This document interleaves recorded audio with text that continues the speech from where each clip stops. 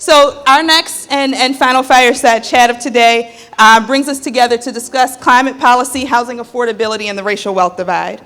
Leading this conversation is Deidre Asante Muhammad, president of the Joint Center. He is joined by Senator Sheldon Whitehouse of Rhode Island, ranking member of the Senate Environment and Public Works Committee, who has delivered over 300 climate speeches on the Senate floor and led the Senate's first county-by-county investigation of insurance non-renewals nationwide. Please welcome Deidre and Senator Whitehouse.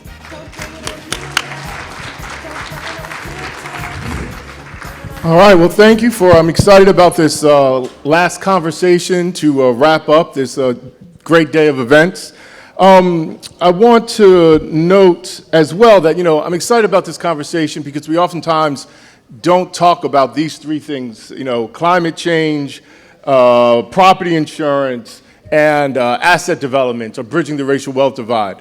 And I'm excited to hear from Senator Whitehouse to help us understand how all these things connect. I just want to note that originally we were going to have a conversation as well with Congressman Troy Carter, but he was not able to make it. He had the last minute to go back to New Orleans. And so, but we're very excited to have Senator Whitehouse here with us. And if you've been watching the news, you see he's been very busy. He doesn't just talk about climate change and these issues, but has been very engaged in the Attorney General confirmation. But let me throw out the first question about, if you can share with the audience, how do you see climate crisis as a driver of the affordability crisis or contributing to the affordability crisis? I will gladly do that, Dedrick, but I also, before I say anything else, want to say what an honor it is and how humbling it is to be the next person on this stage after the legend, the giant, Jim Clyburn. So let's give him one more round of applause as he heads out. Thank you, Jim. So the sort of frame for this conversation is that when a place faces enough climate risk, whether that's from flooding or wildfire, that turns into an insurance problem in several dimensions. It can be an insurance cost problem. It can be insurance non-renewal problem. It could be just flat out uninsurability. And once you've got the insurance problem, the next step is a mortgage problem. Because if a property can't be insured, you can't get a mortgage on it any longer. So now you have a mortgage problem. And if you have a property that can't be mortgaged any longer, then your buyers are really limited at that point. That knocks down the actual asset value of your home. And the cascade then goes from climate risk to insurance meltdown, to mortgages failure, to property values crash, to a general meltdown in the economy. And at every part of that stage, families can get clobbered. And so that's the position that we are in right now. For 20, 30 years, climate change has been in the science department, and the scientists have been telling us all about it and warning us. It's moved into the economics department. Because right now we are seeing these things happening in the economy. And I wish Representative Carter were here, because he was my host when I went down to Louisiana to meet with, for instance, the Greater New Orleans Housing Alliance, and talk to people who were in this lived experience. And so the affordability problem is multiple. Your insurance costs go up. You may have to get really bad insurance, probably for more when you lose your regular insurance. The difficulty of getting a mortgage is a real problem. There's something called forced placement. You lose your insurance, the bank goes out and gets you insurance. They're not insuring you, they're insuring them. But they put that premium on your policy and add it to your mortgage cost. So your mortgage cost jumps because of that. And then ultimately, the way people build wealth in America is with the value of their homes. And if your home's value is sliding away because the insurance costs have gotten so great, or it's uninsurable, or people can't get a mortgage on it, then you're really taking an economic and affordability hit. And in what states are you seeing the greatest impact of climate crisis really weakening the housing market? Well, I think what this problem does is it makes worse the economic divisions in our society. If you want to put people into three rough buckets, you've got the super rich, and this doesn't bother them at all. Doesn't affect them at all. The $20 million mansion in Palm Beach, they can't get insurance, they don't need it. If the house gets flooded out, they'll rebuild, or they'll just write it off. They could do 10 $20 million houses. They could do 50 $20 million houses. So in that world, this doesn't make any difference at all. For middle-class folks, this is an extra cost burden when they sit down every month to pay the bills. The insurance just jumped. And these are jumps of like 100%. The comparable insurance in Florida to the average policy in the country, which is about $3,500, is $14,000. And it's projected to double, triple, or even quadruple depending on what county you're in. So one of your biggest bills is your insurance bill, and when that doubles and looks to double again, that really hits home. Then you get the third group, and I visited 2 women in Louisiana who are in this third group through the Housing Alliance down there. These are people for whom insurance is just unaffordable. Just unaffordable. So they have to take the same risk that the billionaires take. The difference is they don't have the billions. Everything that they put into that home, all of the wealth that that home created for them, is now at risk when the next hurricane comes through, when the next flood comes through, or if they're out west, when the next wildfire comes through.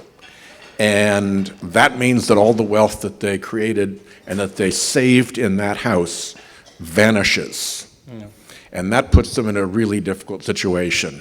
So it just emphasizes the inequality problem that America faces. Well, and let me ask. You were highlighting, those who don't have enough money to maintain the insurance, but as you know, most African Americans aren't homeowners. Black home ownership rates around 43, 44%, something to that effect. How do you think it affects those who we are working toward becoming homeowners, right? Because we talk a lot about wealth, and the importance of wealth is it gives you some type of economic stability, and that's why we want so many people into the majority of African Americans into home ownership, so they can actually start appreciating some returns on where they reside.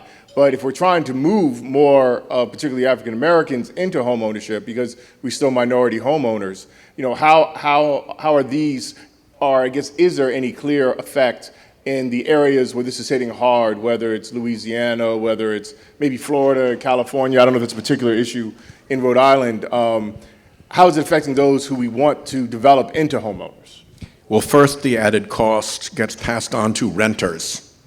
Yep. So if you're a renter trying to build wealth and your rent has to go up because the insurance cost for the home you rent went up, you have a longer path until you have enough resources to make that investment in your own home. And over again, we've heard stories from realtors in Florida, in Texas, in Louisiana, in North Carolina, a lot of the places I've traveled, where the realtors have put together the deal.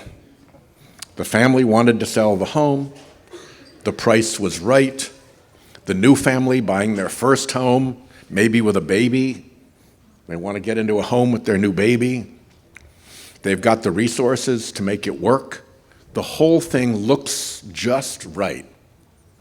And when they sit down to do the closing, the thing that can't meet the deal is that they can't afford the insurance, because the insurance has gone up.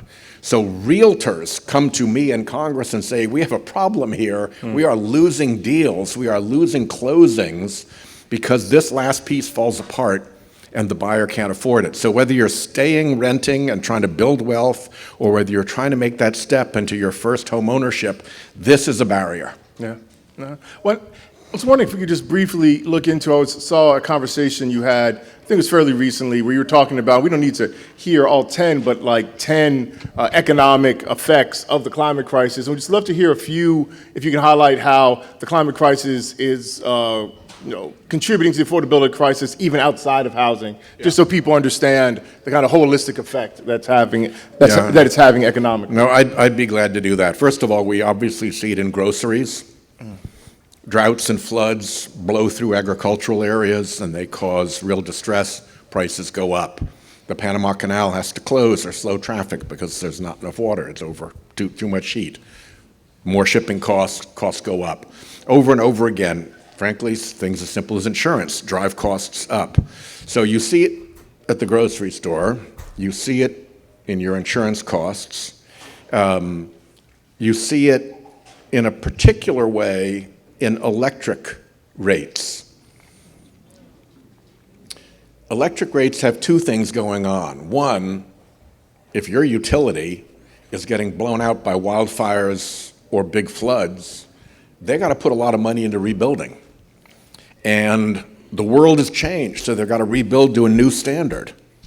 That takes money. And they're entitled to get that money from ratepayers, and they do, and so electric rates go up because of the climate burden on the utilities. Worse than that, though, and this is the one that gets my goat,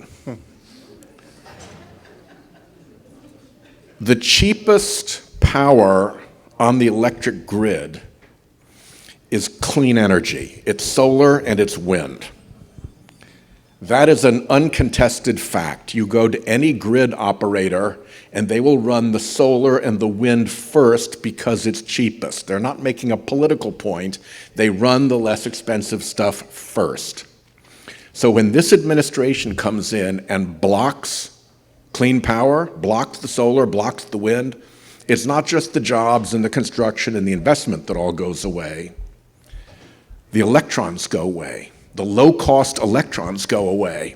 So the grid now has to go up what they call the generation stack. They've got to go to new power plants, more and more expensive ones, to meet the load.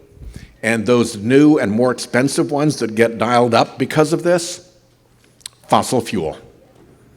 Fossil fuel. So what you have is Trump's big corrupt fossil fuel donors getting him to stop low-cost clean energy for you, driving your costs up, and by the billions across the country. And those extra billions that you have to pay go straight to the pockets of the fossil fuel donors who own those big plants that wouldn't even otherwise be running because the clean energy comes in cheapest. I'm a Rhode Islander. We had offshore wind. 9 cents per kilowatt hour was the contract price. 18 cents per kilowatt hour is our average grid price. This was literally half-price power, and Trump twice tried to stop it with stop work orders that put union folks out of work. We beat him, but that slowed it down. And so we've been, dealing or not dealing with the climate crisis, growing economic inequality for decades. You have been in the Senate for the last 20 years or so. Just wondering, how have you, and you've already hit on some of this, but how have you seen things shift in these issues of concentration of wealth, a weakening middle class, and the climate crisis? And where do you think are the areas of possible engagement today, 20 years into your service? Well, if you step back, I think you see three really big things that have fundamentally gone wrong in this country in the last 20 years. One has been the capture of the Supreme Court by right-wing billionaires. In the old days, mining barons and railroad robber barons used to capture the railroad rate commission that set their prices, so it was all their friends giving them the rates they wanted. Or they'd capture the mining safety commission, So it was all their friends giving them the mine safety regulations they wanted. So there's a long tradition of regulatory capture. What this generation of billionaires figured out is, why stop at regulatory agencies? Let's go for the Supreme Court. And they did it. And they did it. And that's a story that needs to be told in order to get back a Supreme Court that is actually following the law and not the wishes of right-wing billionaires. Next to that is the dark money problem. When the Citizens United decision let unlimited amounts of money into politics, they also let the big donors hide who they were behind front groups. So I make fun of like Rhode Islanders for peace and puppies and prosperity, spending millions of dollars in a race, and all they are is a like mail drop someplace. That's the politics we have now. It allows enormous clout for the super wealthy who use it to make sure they don't have to pay taxes and they can pollute for free and all of that. It completely distorts the legislative and political process. And the third is climate denial. They're lying, and have been for decades, about how serious this problem is. And they've set up a huge propaganda machine to lie to us and to create doubt. So you got those three big things. You've got the capture of the court, you've got the pollution of our politics with dark money, and you've got this massive lie about climate change. And if you look at this for any length of time, you actually see that behind all three things, it's the same group. There's a reason that it was the Supreme Court that opened up the dark money. There's a reason that the Supreme Court has constantly blocked climate legislation and climate regulation. There's a reason that this connects. We used to do good climate legislation in the Senate until January of 2010, the date of Citizens United. From that day forward, no Republican in the Senate has gotten onto any serious bipartisan climate bill. And before then, there were plenty of them. John McCain ran for president as a Republican with a totally legit climate platform. But in January, when the fossil fuel industry could go to the Republicans and say, we can give you all the money you want. We can give you tens, hundreds of millions of dollars. The price of that is you're going to shut up about climate. And they did, and not one has gotten on a bill since. That January date, when Citizens United went into effect, was profound in how it changed the way democracy works. So we fight those big three fights, and we understand that there's a billionaires against the rest of us backdrop to that. And I think that's the way we need to position this fight going forward. We cannot continue to have a country where the Supreme Court and the Congress, because of dark money, and public opinion on key important issues is all driven by super rich, corrupt liars.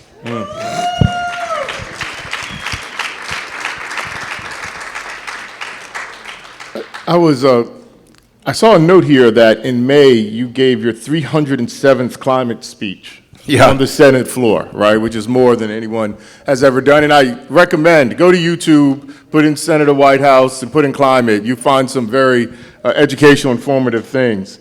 And just, you've talked about the structural challenges of making progress on these issues. And actually, let's bring affordability into it as well, along with the climate crisis. But what are the possibilities for progress, or what are the small steps we can do, let's say looking in 2027, that you're kind of most focused on and are looking for communities to support and have a better understanding about? Well, if you're not a scientist, it's easy to lie to you about the science. We're busy people. We don't have a chance to go figure it out for ourselves. All they need to do is create doubt. They didn't actually have to convince you. That was enough. So when the climate change problem was just a science problem and a warning problem, they could easily kind of bat that aside.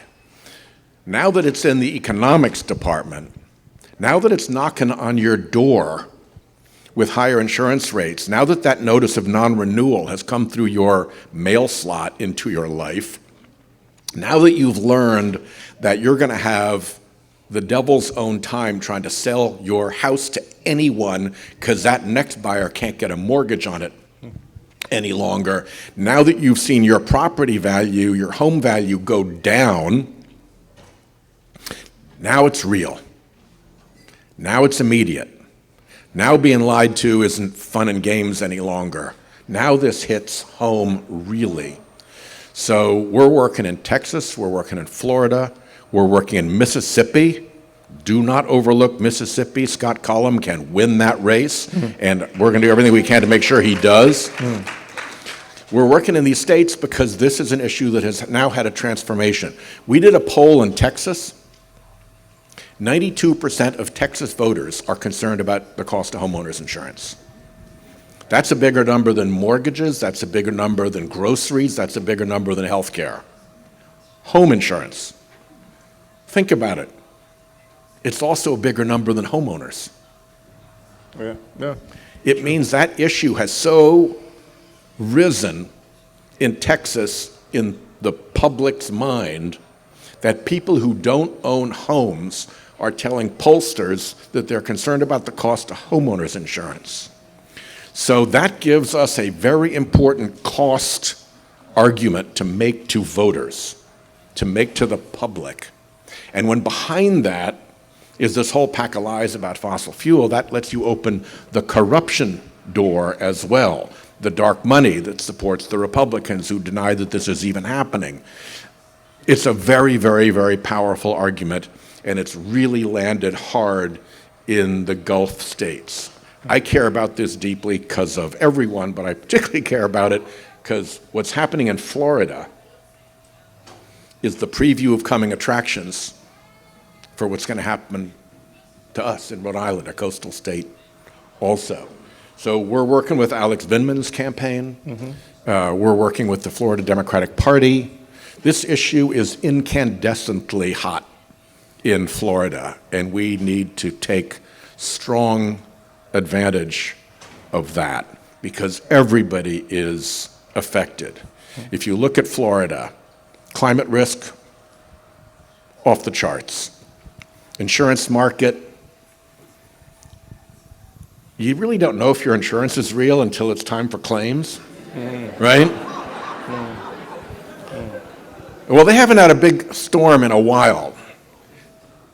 I think there's a strong case to be made that the Florida insurance system, the home insurance system, is basically somewhere between a fake and a fraud. When the big claims come, when a big hurricane or a pair of hurricanes or something that hits Tampa or Miami hits, then as Warren Buffett says, when the tide goes out, you see who's not wearing their bathing suit. So they've got a huge insurance problem. They've got a huge mortgage problem. And Florida right now is the #1 state in the country in lost property value. So all those pieces of the cascade are actually manifest in Florida. And the more we talk about this, the better off I think we are. And all of it lands hardest with low-income families. Yes, sir. Yes, sir. I'm going to ask one more question, then I'm going to take a few questions from the audience. And again, would like them to be questions, versus statements. But I'm sure there's, much that we can discuss with Senator Whitehouse. And one of the things I would love, or one of the last things I'm going to ask you directly about is, I know you've gone on these tours. You said you were in New Orleans. You've been in other places. What, for a lot of us who are, just concerned citizens, some of us are active in local nonprofits, some of us work in local foundations. Where have you seen inspiring actions dealing with these issues at the local level, dealing with affordability, dealing with home ownership, dealing with climate change? And how does that influence what you're trying to do at the national level as senator? Well, in honor of Representative Carter, I'll mention the Greater New Orleans Housing Alliance, which took me to these 2 homes in New Orleans, and which is working to try to make sure that they get funding, used to be federal funding for this, and then you know what happened, to shore up homes, to lift them if they need it, to put roofs on that'll keep the rain out in a terrible drencher of a storm. You don't have to be near the ocean to be clobbered in a hurricane.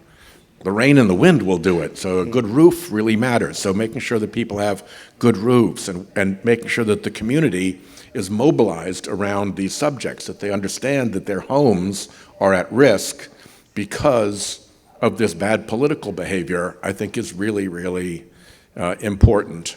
And it's so immediate in people's lives when it's you who had to walk out of the realtor's office with no home because the thing fell apart. When it's your uncle who can't sell their home for any price because nobody can buy it and they're stuck. They'd like to get out, but they can't. They're stuck. There are these human stories behind the big elements of the cascade, and it's really painful stuff. Fake insurance. In Florida, we did a study. We looked at Hurricane Debbie. We wanted to pick one storm. We looked at one insurer, the state-backed property insurer in Florida. It's called Citizens Property Insurance. We looked at how many of the claims filed from Debbie with Citizens Property Insurance got paid anything. Just over 30%. 2/3 of the claims for hurricane damage from that state-backed insurer got zero. So if you got hurt in that storm, you've got a big problem on your hands with nothing to pay. They've got pop-up insurers that go bust when their claims, and your claims go to the guarantee fund. Maybe the guarantee fund eventually pays, but how long did it take for you to get that check? What happened to your house with the mold growing? Where did you live? Did you borrow a trailer and sleep in your driveway for 2 years? This is not the way this is supposed to work.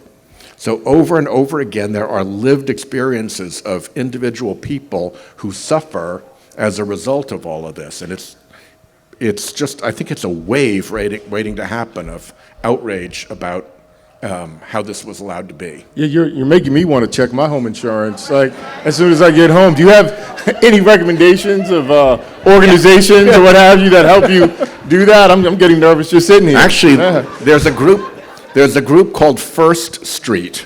First Street, it's a big nonprofit.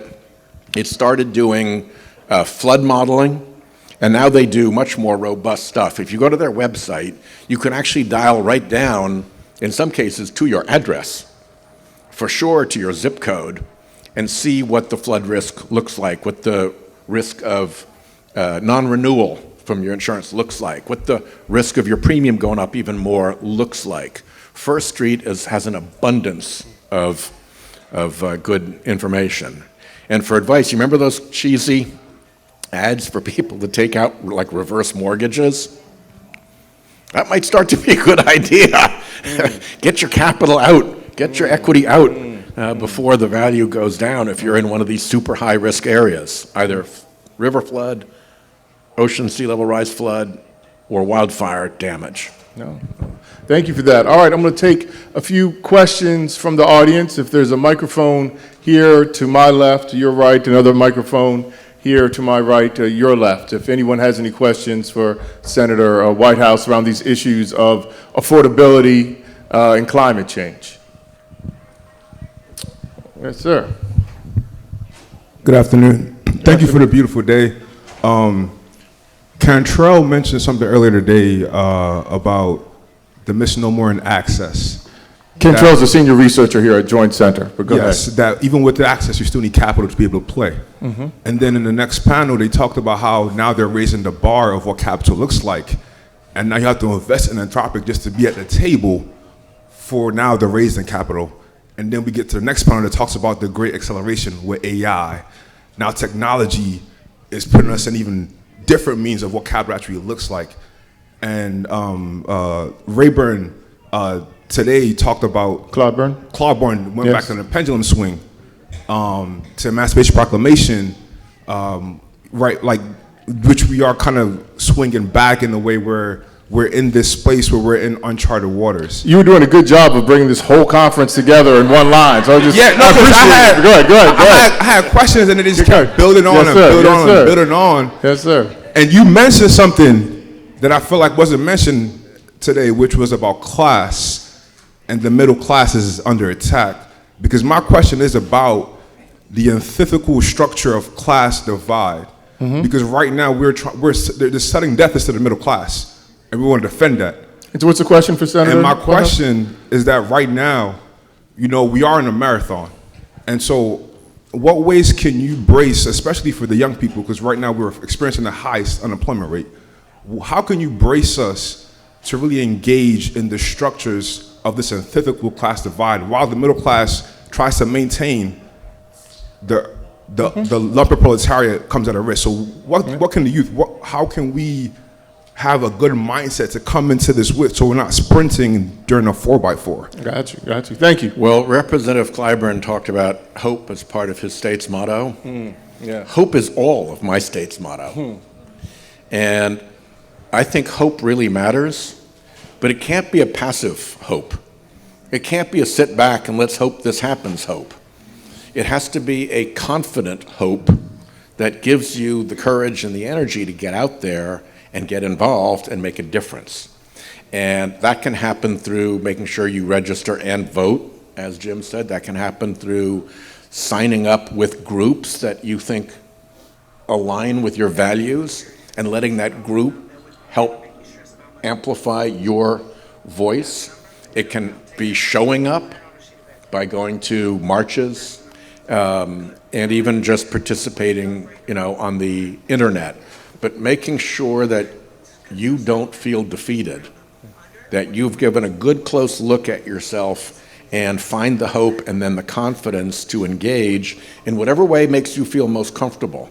But that tide of hope and confidence, I think, will lift a lot, and we have a big day coming in November. And by the way, some real crazy about to happen tonight we got to push back on. Oh, the speech tonight. Yes, sir. And I think you really tying together the idea of hope, confidence, and action as the way to kind of move those things forward. Yes, sir. Good afternoon, Senator. My name is Sutton, and I'm a Florida resident and University of Florida student. So you're living it. I'm living it. I really connected with kind of what you had said. When you spoke on Rhode Island and Trump's, attacks on clean energy, and how that had a direct cost increase when that kind of went down the supply chain. Yep. I wanted to ask you, what is your take and what has been your stance on clean energy in regards to the data centers? And I know that's a very popular debate, but I think one of the biggest concerns in that realm is that with the new infrastructure being built, that is relying on fossil fuels, and that is a cost that many average citizens, particularly in my county, Collier County, it's one of the most red counties in the state of Florida. However, we are establishing a data center moratorium because due to the climate risk already, we have a really high cost of power. So I wanted to kind of ask you on what your office is doing to work with that. And then I also just wanted to point out, you said that you worked a lot with Florida Democrats, and I wanted to bring your attention to Amendment 3 in November and just see if you can kind of do some work on that. But I'll leave it at that. Thank you so much. Thank you so much, Sutton. The data center is a bad news, good news story. The bad news is that the data centers are being built by and for basically either billionaires or people who are on their way to being billionaires. This is how they get there. This is a very, very, very wealthy super investment class. They could easily afford doing this right. They could easily afford, we're going to bring our own clean energy to the grid when we do these things. They just don't want to. And nobody's making them. And they won't agree to a rule about it. So that's the bad news, that there's just, the greed has overcome decency around the AI data centers. The good news is red, blue, urban, rural, people are furious. They have had it. Across the country, bans, moratoriums, outrage about the way these big groups come in and say, okay, we're going to take your water, we're going to jack your electric rates because we're going to put way more demand onto the grid, which puts you up that generation stack to the more expensive units, which then drive the cost for the whole grid, and up go your rates. People are now starting to live that. I have never seen a new political force like the AI data center crowd come into politics and make such a mess and make themselves hated so fast. So, the good news is, politics and public response is kind of working here. It's a shame that it has to be so bad to provoke that. So we're going to try to fight our way through that. I think, I've got legislation to make them bring their own clean energy to the grid, pay for it, so it's not on the local ratepayers. Thank you. Senator Whitehouse has a hard stop in a few minutes, so I was going to take these last two questions, and he can answer them, and then we can break to our closing comments. Yeah, we'll take them as a pair. Sure. Go ahead. Senator Whitehouse, thank you for this powerful conversation. Strategic plan, can you give us specific, you talked about the Supreme Court, the dark money, and how everything is moving. What are the strategic, aggressive, right actions we need to take immediately, please? My second question around the data centers. Family of three, Yeah. utility, water, $1,000 a month. Family of three, electricity, $1,200 a month. We've done nothing different. And so my question goes to, I'm thinking, okay, I'm going to sell my house, especially listening to this conversation, but where the hell can I go? So thank you. Yes, sir. Sir, first of all, I want to thank you for getting out of the silo and taking this to an economic level. There we go. Go here then. I want to thank you for getting out of the silo and taking this to an economic level and showing us how it impacts people at the local level, right? Very important. I'm a former Homeland Security guy, cybersecurity. And one of the things we're working on in Prince George's County right now is to make sure that this new AI and cyber economics, the way that it impacts us is positive for the community. When I think about the Road Home program and the disaster of New Orleans following Hurricane Katrina, and the fact that people didn't have the documents they need, and I tie that into the threat from AI to communities, it directly connects to this subject matter that you're talking to. And I'd just love to hear your connection of those. Yeah, I'll say that AI is obviously a cost danger to communities as the data centers come in and drive up rates for water, for electricity, everything else. It's also a huge information danger for all of us, because the ability to put fake stuff up into the internet is really strong right now. It's really powerful, and with big money behind it, it has the ability to really flood. If you're just one person and you can figure out how to go to your AI and make something that sounds like your enemy and put them like as if they're on the radio saying something awful and launch that, okay, that's an awful thing to do, but maybe 100 people will hear it. If you're a billionaire and have an enormous political operation to defend your billions, you can do that same thing, you can do it way better, and you can put huge amounts of political weight behind it so that 100 million people see it. And a lot of them are going to be taken in by it. So we have to really be attentive to the added information danger that AI creates. And as to the question about what are the key points in those areas, for the Supreme Court, to me, it's a proper, real ethics requirement that includes fact-finding. If somebody has an ethics complaint against me, the Senate Ethics Committee can do fact-finding. Same with the House, same with Jim Clyburn. Same with everybody in government everywhere. Same with every state Supreme Court judge. 9 people in the world won't let themselves be subject to fact-finding. What happened? About ethics, about gifts, about taxes, about problems that they just ignore because there's no fact-finding. So fact-finding and term limits. Those are very popular. We do not have to fear those. They poll very, very popularly. With respect to dark money, it's simple, Disclose Act. You spend more than 10 grand in an election, we got to know who you are. Simple as that. Legal, constitutional, we just have to get the law passed. And with climate, it's going to be connecting the lies to these costs and harms that families are bearing now as their insurance and their mortgage and their property values get roped into the lie. This was a big lie. This was a big, big lie, and we need to be really clear about that because we don't want to be swept up in the kind of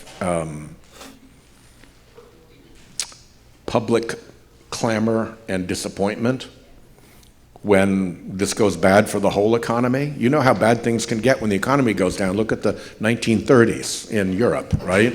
Things got really, really bad in a hurry. Fascism comes in behind economic distress. So making sure that we have told the story truthfully and don't get swept up in the disgust and disappointment has a really important value right now. Even if you don't win today, getting that stake in the ground now that we were the truth tellers is going to be a very, very important point. All right, I want to thank you, Senator Whitehouse, for Thank you, David. for joining with us. Let's give him one last round of applause. Thank you all.